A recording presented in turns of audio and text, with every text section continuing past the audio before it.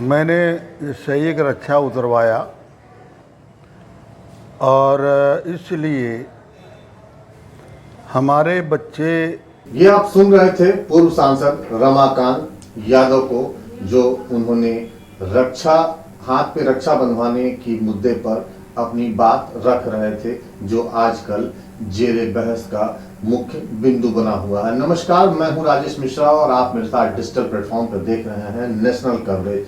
दरअसल इस बयान के बाद जब मीडिया में ये पूरी बात सुर्खियों में चलनी शुरू हुई, तो अखबार, मीडिया से लेके आम जनमानस में सबने अपने अपने ढंग से इस पूरी बात को इंटरप्रेट किया था, उसे समझने का, समझाने का प्रयास किया था। जैसा बात एक जगह से निकल के दूसरे जगह तक पहुंचती है तो उसके तमाम शाखाएं फूट जाती हैं। हमने इस बात की इस पूरी बात बयान के पीछे का मर्म क्या था, पूर्व सांसद रमाकांत यादव ने जिस रक्षा कटवाने की बात कही, उसकी असली कहानी जानने के लिए उनके आवास पर उनसे संपर्क किया और इसकी पूरी बात जानने की कोशिश की, तो एक कहानी निकल के सामने आई कि उनके पैतृक आवास पर एक व्यक्ति अपने 8 साल के बच्चे के साथ मिलने आया था, जो स्कूल नहीं जाता था और उसके हाथ पर रक्षा बंधा हुआ था। दरअसल यहीं से ये पूरी बात जन्म लेती है और यहीं से ये पूरी बात फैलती है।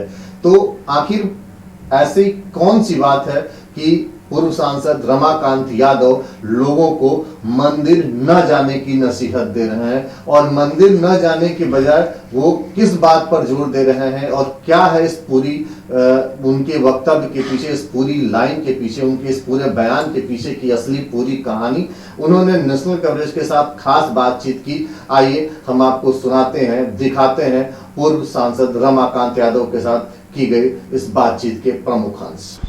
पूर्वांचल की राजनीति में अपने बयानों को लेके हमेशा दमदारी से लोगों की बात रखने के लिए मशहूर कद्दावर नेता के रूप में पहचान रखने वाले पूर्व सांसद रमाकांत यादव एक बार फिर इस समय मीडिया के निशाने पर हैं। एक बयान को लेके उनकी काफ़ी चर्चा हो रही है, तो आज हम उनसे ये जानेंगे कि हकीकत में उस बयान का मर्म क्या था और वो क्या कहना चाहते थे और क्या बात समाज में पहुंच गई हैं। और इस मुद्दे पर आज बात करने के लिए पूर्व सांसद रमाकांत जी के आवास पर हम उनके साथ हैं।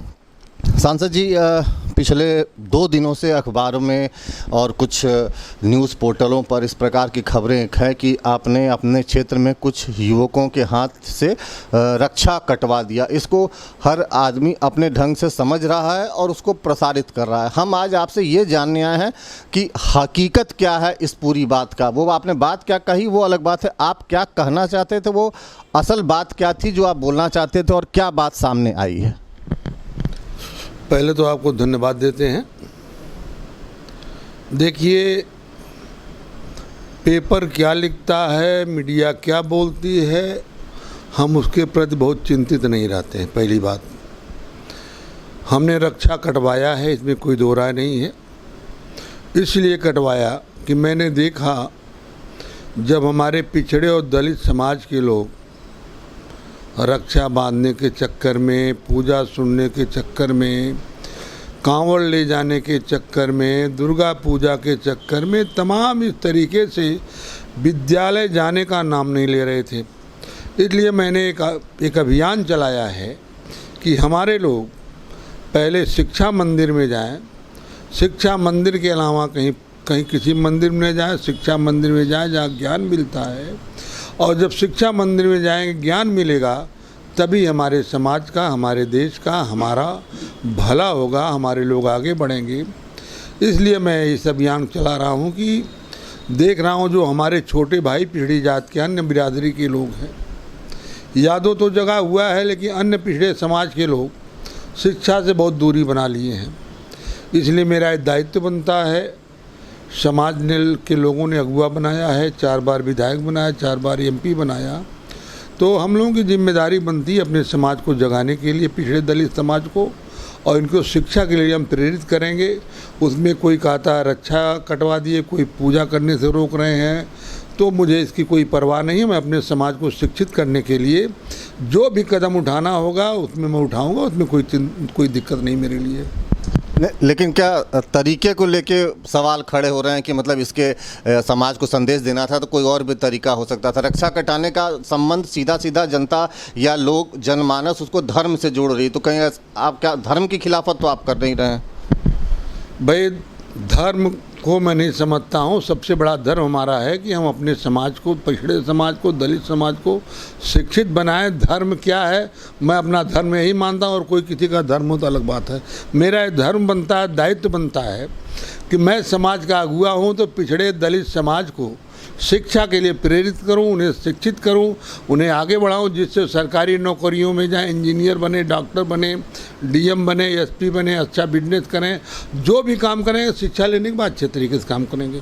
मतलब ये अभियान अभी चलेगा सांसद रमाकांत यादव का? ये अभियान तो जब तक हम हैं धरती पर तब तक चलाएंगे। और मैं समझता हूँ कि इस अभियान को हम चला रहे हैं, हम लोग, हमें नहीं, हमारे तमाम लोग और हमारे पूर्वजों ने ये हम लोगों को संदेश दिया जो हमारे आदर्श हैं। जैसे मान लीजिए आप रामास्वामी पेरियार हैं, ललई यादव हैं, रामस्वरूप वर्मा हैं, ये हमारे कुशवाहा जो बिहार के, क्या नाम है, जय कुशवाहा जी हैं, बिहार के हम नहीं हैं, और रविदास जी हैं। तमाम इस तरीके से हमारे लोगों ने समाज पर, हमारी जिम्मेदारी बनती है। जब बहुत कम संख्या थी तब लोगों ने लड़ा, तो आज तो संख्या बहुत है और ये मान लड़ रहे हैं। ठीक है, समाज को जगाएंगे और जिस अभियान को हम लोग चला रहे हैं, हम लोग नहीं रहेंगे तो हमारे आने वाली पीढ़ी जो उसको अभियान को आगे बढ़ाएगी। अपनी बेबाक टिप्पणी के लिए जाने जाने वाले पूर्व सांसद रमाकांत यादव का कहना है कि अगर किसी को जाना है तो पहले शिक्षा के मंदिर जाए, बाकी मंदिर बाद में। उनका कहना था कि इस पूरे बात से जो मेरा मर्म था वो ये था कि सिर्फ पूजा करने से न आप शिक्षित हो पाएंगे, न देश और समाज का विकास हो पाएगा। उनका कहना है कि ये अभियान जब तक वो समाज के हर वर्ग को, किसी भी जाति, धर्म और वर्ग से जुड़ा हुआ व्यक्ति हो, उसको वो शिक्षा के मंदिर में जाने के लिए प्रेरित नहीं कर लेंगे, तब तक ये उनका अभियान जारी रहेगा। पूर्वांचल के आजमगढ़ से अपने सहयोगी राजीव कुमार के साथ राजेश मिश्रा, नेशनल कवरेज।